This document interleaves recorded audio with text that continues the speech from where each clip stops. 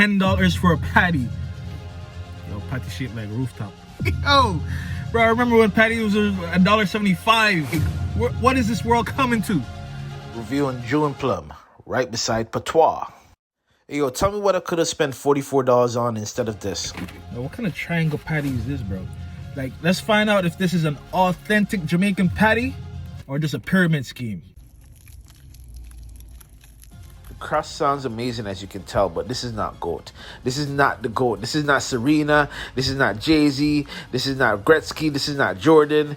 This is wolf in sheep clothing.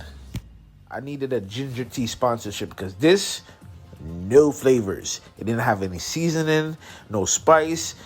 I don't even think this is Jamaican curry. This is not better pack. 1 out of 10. Frozen patty better. I gave them a second try with the brisket.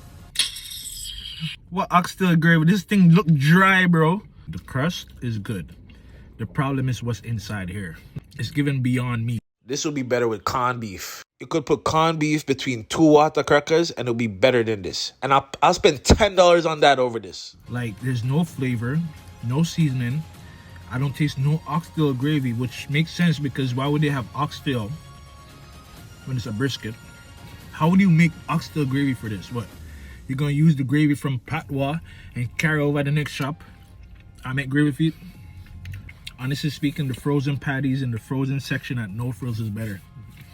I'm giving June Plum a strong 1 out of 10. Get some banana chips and some Ovaltine and a Jamaica flag.